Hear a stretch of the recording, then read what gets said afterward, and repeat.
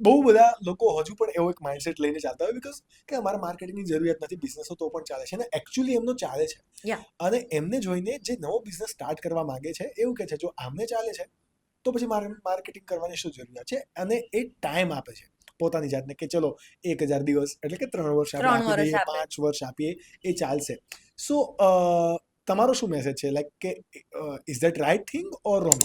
ભારતને વિકસિત ભારત દેશ બનાવવાની જર્નીની અંદર તમે જે પ્રમાણે અમને સાથ આપી રહ્યા છો એ બદલ તમારો ખૂબ ખૂબ આભાર.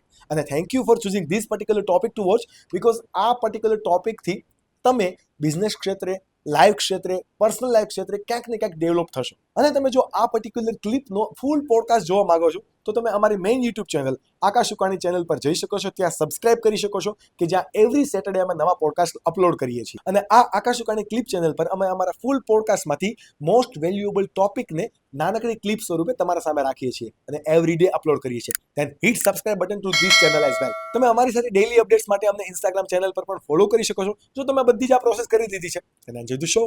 જો આજના ટાઈમે છે ને એવા કોઈ જ તમને એક્ઝામ્પલ નહીં મળશે જેને હમણાં સ્ટાર્ટ કર્યું છે અને without marketing they are surviving. Okay, very less and very rare. But suppose કોઈ વ્યક્તિનું બ્રાન્ડિંગ માર્કેટિંગ વગર પણ બિઝનેસ બહુ સરસ ચાલે છે તો ફર્સ્ટ 90% કેસ એવા જ હશે કે જે જૂના અને ટ્રેડિશનલ બિઝનેસીસ છે. જ્યારે એ લોકોએ બહુ સારા બોન્ડ રિલેશનશિપ એમના બનાવી દીધા છે ઇન્ડસ્ટ્રીમાં, અને એ ટાઈમે એવું પોસિબલ હતું. આજના ટાઈમે it's very very difficult. Difficult. અને બીજું કે કોઈકના મહેલને જોઈને તમે તમારા પેલું કે ને કે તમારા ઘરમાં તમે એવું વિચારો કે ના થઈ જશે, મારો મહેલ બની જશે, મહેલ બની જશે, એવું નહીં ના હોય. થાય. તમારે બધા એફર્ટ્સ કરવા જ જોઈએ. As a business owner, if you are not putting your right and left efforts, તો you are doing a big mistake. You are playing with your business. Don't do that. તમારે બધા એફર્ટ્સ કરવા જ જોઈએ. એટલે કોઈનું જોઈને એવું નહીં માઇન્ડસેટ બનાવી લો એમણે કર્યું છે, એમના કોઈ બીજા રીઝન્સથી થયું હશે. There can be X number of reasons કે એમનો બિઝનેસ વિધાઉટ બ્રાન્ડિંગ માર્કેટિંગ ચાલે છે.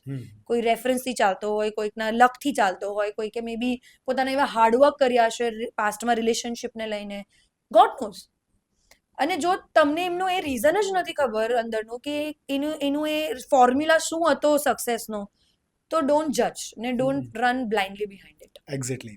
આપણે માર્કેટિંગ ઉપર જો વધારે ફોકસ કરીએ તો there is two type of major marketing. There is traditional અને ડિજિટલ માર્કેટિંગ. કરેક્ટ. સો કેવી ઇન્ડસ્ટ્રીને કેવા પ્રકારનું કેટલા પ્રમાણમાં માર્કેટિંગ કરવું જોઈએ, મારે જો આનો ઉપર છેલ્લો અંદાજ જોતો હોય, લેટ્સ સે કે કોઈ કોસ્મેટિક બિઝનેસીસ છે અને ઓફલાઈન સેગમેન્ટ અને ઓનલાઈન સેગમેન્ટ બંનેની અંદર વર્કઆઉટ કરે છે, તો એ લોકોએ ટ્રેડિશનલ માર્કેટિંગ કેટલું કરાવવું જોઈએ અને ડિજિટલ માર્કેટિંગ કેટલું કરાવવું જોઈએ ઇન ટર્મ્સ ઓફ પર્સન્ટેજ?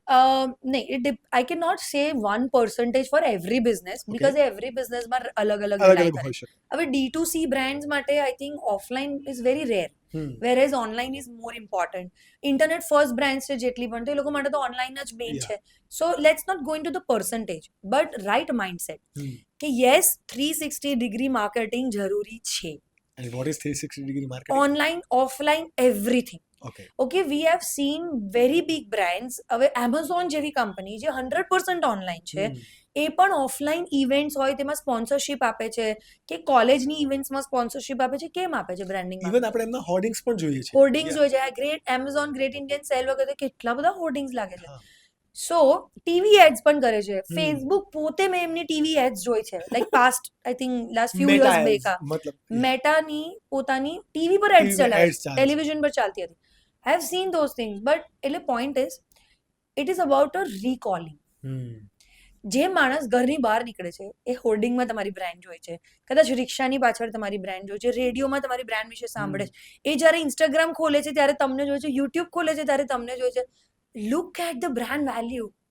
બધી જગ્યાએ છે. યસ, આ બ્રાન્ડ બધી જ જગ્યાએ છે. So this is a trustworthy brand. ઉઠી જાય એવી બ્રાન્ડ નથી. એનું હોરાઇઝન મોટું છે, એનો ફેલાવો મોટો છે. લોકોને આ માઇન્ડસેટ આવે. Exactly. So according to your budget, I would say દરેક જણના બજેટ પ્રમાણે એને માર્કેટિંગની રાઇટ એક્ટિવિટીઝ પ્લાન કરવી જોઈએ. ઘણી વખત ground activities, BTL activities, ATL activities works. What is BTL and ATL? So For the તમે audience on purpose. The time જે કરતા હોય છે, જેમ કે કેનોપીઝ લગાવીએ, હમ સેમ્પલિંગ કરીએ, આ બધી એટીએલ બીટીએલ એક્ટિવિટીઝમાં આવે. પછી આપણે ઘણી વખત રસ્તા ઉપર અમુક કેનોપીઝ જોઈએ, અમુક ટુ વ્હીલર બ્રાન્ડની, ઇન્સ્યોરન્સ બ્રાન્ડની, અથવા યુરેકા ફોબ્સ ની બધાની, આપણે હા આરઓ બ્રાન્ડની કે ડેમો બતાવે છે. So all that is ATL BTL activity also.